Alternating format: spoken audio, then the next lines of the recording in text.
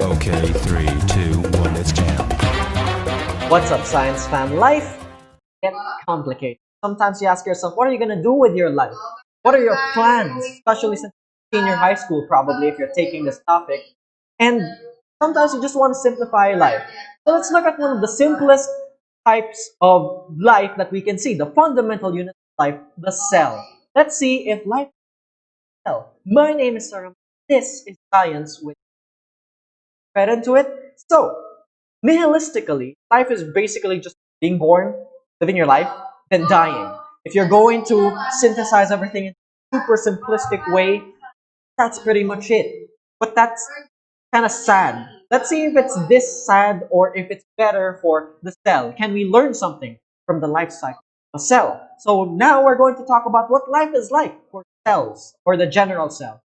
Cell cycle is the description of the general life of a cell. So in this topic, it's very short. We only have two objectives: differentiate something regarding DNA structures and characterizing the phases and control points of the cell cycle. We're only going to use one video for this topic. So what is a common mission of living things? What drives life to do more stuff?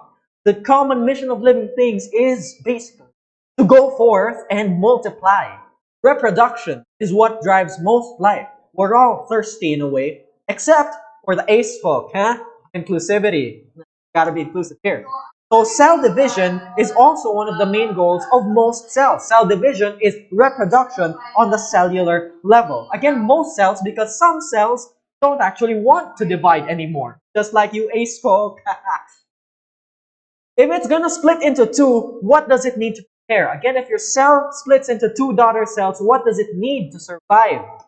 It needs to prepare everything. It needs to prepare its cellular structures, everything we discussed before, and everything that the cell needs to survive in its own environment needs to be prepared in duplicate. So again, in duplicate. So we have two main phases in your cell cycle. We have the dividing phase, this part, tiny part here, and the bulk of it is what we call the interphase. The interphase is literally the phase between division. So it's the prep phase. So the prep phase has the G1, the S, and the G2 parts. These are the big slices of the life cycle of the cell. So let's talk about each of these phases that are part of the interphase. So if there's going to be two daughter cells, how much stuff does it need? It needs enough for those two daughters. So in G1 phase or gap phase 1, it's trying to duplicate the organelles or cell structures and the cytosol enough for two cells. So generally, the cell grows in size because of this. So if there's enough of everything for the cell to split into two, then that's great. But since lots of conflict happens when you're trying to divide everything, sometimes there's a midlife crisis that goes on inside the cell. So the cell needs to ask, what exactly is the plan? Does it really intend to divide? And if it's going to divide, is it going to take the same form or a different form? So in order to clarify its next life stage, it needs to go through a restriction checkpoint called G1/S restriction checkpoint. So in this checkpoint, it checks for the cell size, if it's large enough to divide, the nutrients that it needs to divide, does it need to take in more nutrients, the growth factors, and of course, if there's damage to the DNA, which codes for everything else that happens in a cell's life.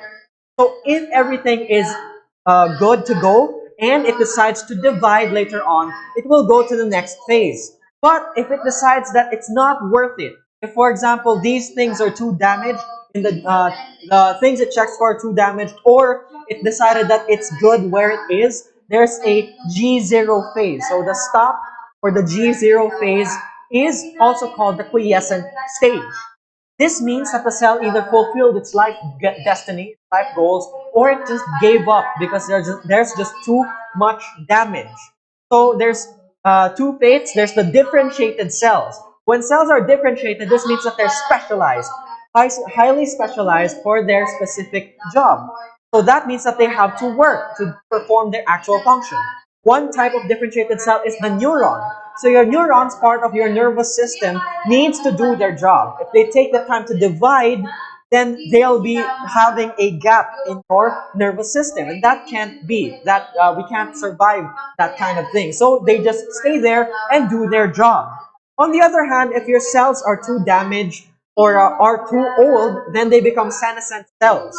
So old age or senescence for us individual organisms is actually a consequence of our cells themselves being too old to divide any further. So they just go into a senescent or quiescent stage.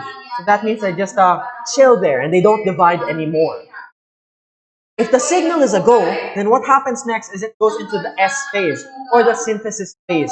It's called synthesis because you're synthesizing the DNA. You're replicating the DNA, making a copy so that each of the daughter cells has their own copy of DNA.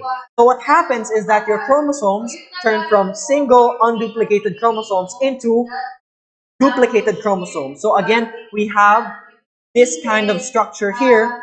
They look like X because they have sister chromatids. Each sister chromatid is a copy of the other sister chromatid. So again, it's just a replica of the other side. So that when they divide later on, each daughter cell has a complete set of the DNA. So let's clarify the structure of the chromosome. How important is the chromosome? Your chromosome is basically the wound up DNA molecule. So your chromosome is supercoiled DNA. If we unwind that coil, we get what we call the nucleosomes. Nucleosomes are just strands of DNA that are wrapped around histone proteins. Histone proteins are basically protein balls. So you wrap them around the balls in order to make nucleosomes. So if you unwind that even further, we can see, of course, the DNA double helix structure. Now, your chromosomes have their own suprastructure. So if you look at each chromosome, we have on the left the unduplicated chromosome, just one sausage-looking thing, one chromatid. On the right, we have a duplicated chromosome. So it has two sister chromatids. So again, each sausage is a chromatid. And then sister chromatids mean that it's been duplicated. In the middle of the arms, we have what we call a centromere.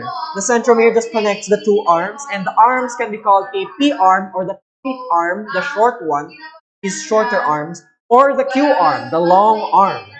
Now, the centromere also has special structures called kinetochores.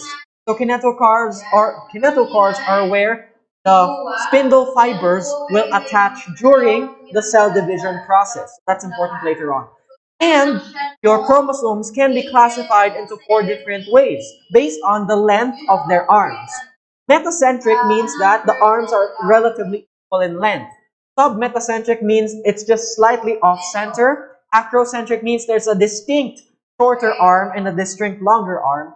And telocentric means there's almost no P arm at all. Right? So there's four types of chromosomes. Okay, now we can move on to the other phases of the cell cycle. So if we have double the organelles and double the DNA, what happens next? We have to go through another phase of growth called gap phase 2. This is when your cell tries to make everything ready for division. So it synthesizes cell division proteins and grows a bit more just so that it's ready for everything. So the weird thing is that it's actually sort of unnecessary. Based on some species of frogs and cancer cells, they completely skip gap phase 2. So we're not actually entirely sure if this is even necessary because there are species of actual organisms that can divide even if it skips gap phase.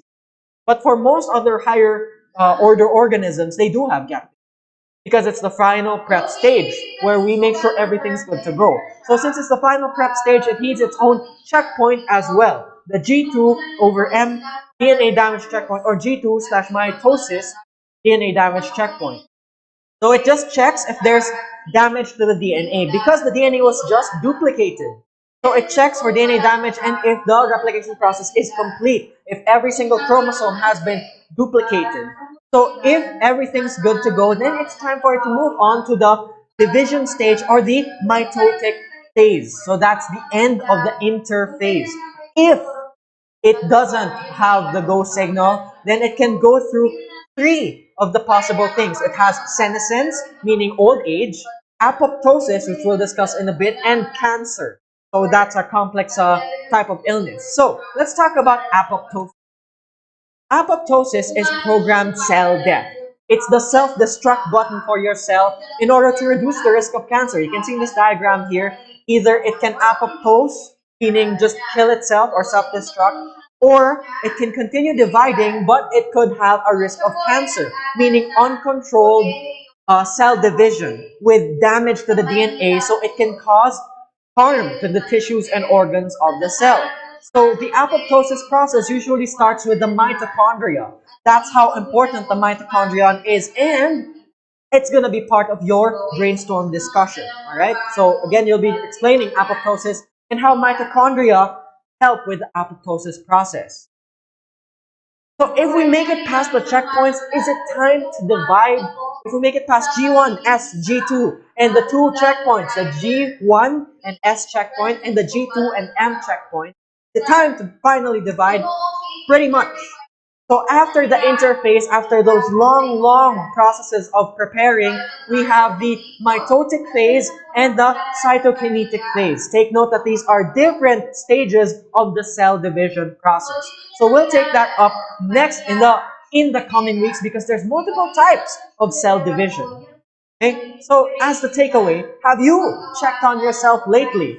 If the cell cycle has different phases of life and multiple checkpoints, then maybe you should check on yourself as well. What are your plans for life? You're going off to college. What are you planning to do? Maybe we should focus our decisions in order to get to where we want to be. Okay? And another thing to check for is if you're okay, mentally speaking, physically speaking, especially in online classes. Sometimes you might think, oh, maybe I should just apoptose. Trigger warning there. But we're not like cells. Cells have no choice. They rely on enzymatic tools and proteins. They can't ask for help. But us, we're different. Don't be afraid to ask for help from your family or your friends or even your teacher. So we're all here together for each other. Okay? You are not alone. So it's best carry on together. Alright, so I'll leave this topic here. I'll see you guys in the next. Party's over.